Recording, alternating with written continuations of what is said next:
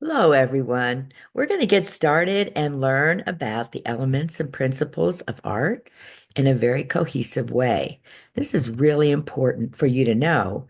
Um, and for credit, when you're really studying, you're studying high school, junior high art, these words are very important. Color, form, line, shape, space, and texture. And the principles of art, balance, proportion, emphasis, variety, movement, rhythm, and harmony.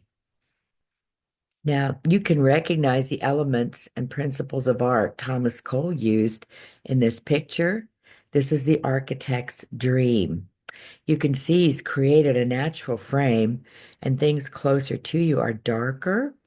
And as you go further back in the distance, they get lighter.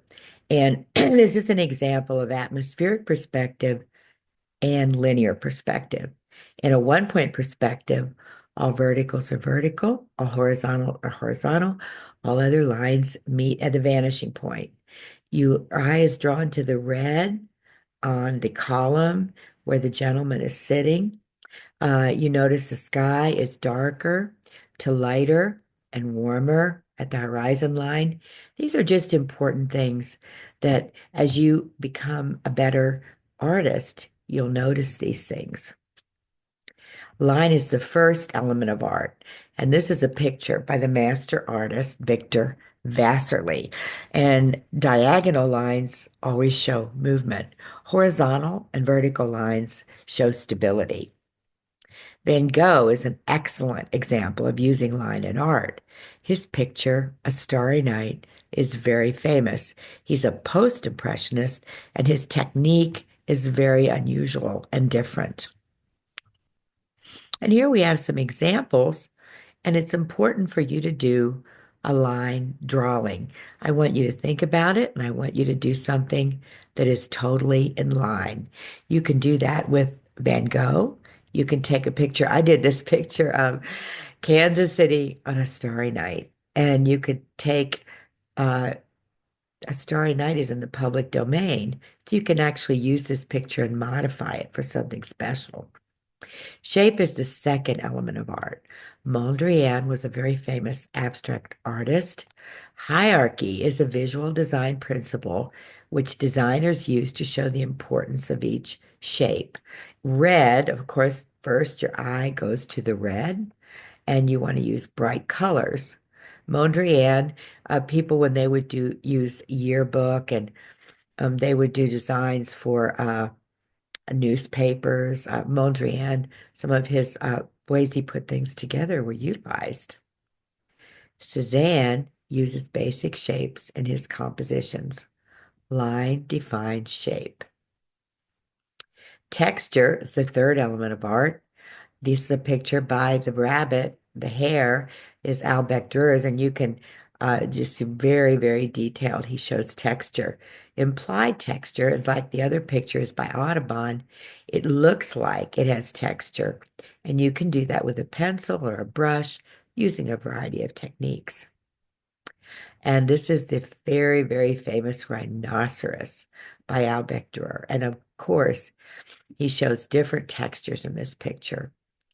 Now, what I want you to do is stop a minute and take some time.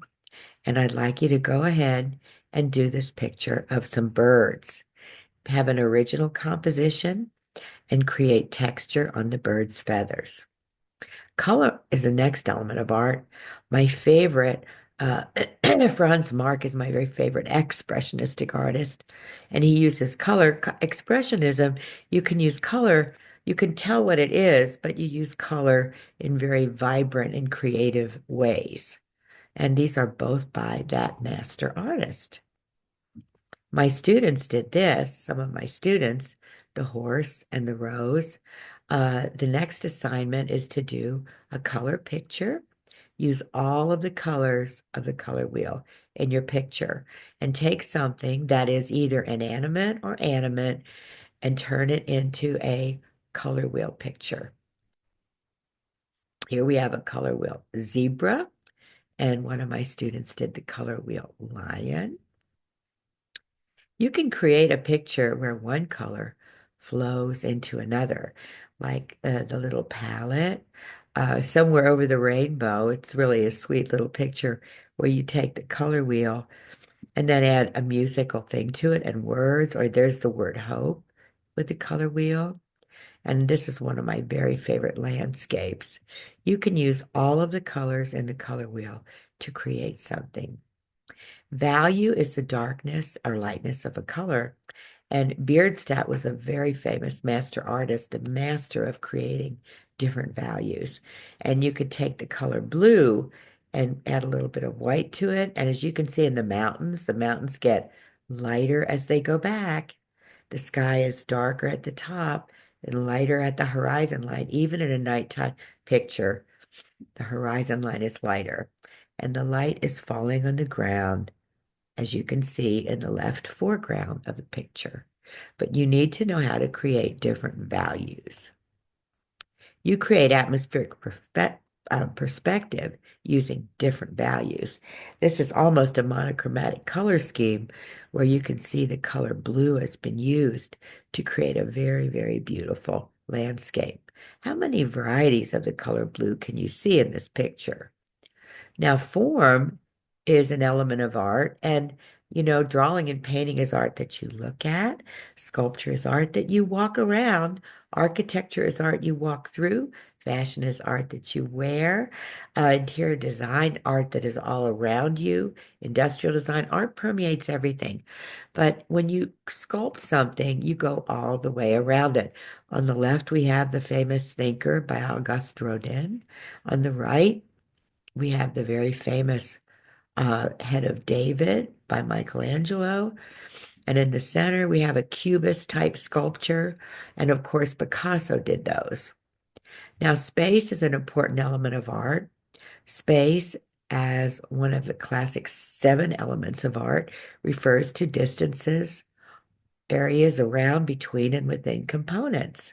This is a picture by I believe, I'm trying to think, this picture is by a great African American artist named Tanner. And this is a biblical picture. And as you can see where the light falls in the picture, he creates a sense of space, the foreground of the water. Turner creates, how does he create distance in the pictures? He uses color and perspective, linear perspective and atmospheric perspective to do that. All right, when you look at this, I have a couple of things you can go to for some training, but I want you to come up with two assignments. I want you to do a line design in this, and I also want you to do a picture showing atmospheric and linear perspective. Enjoy art. We're done now, and thank you very much for watching this particular scene. Bye.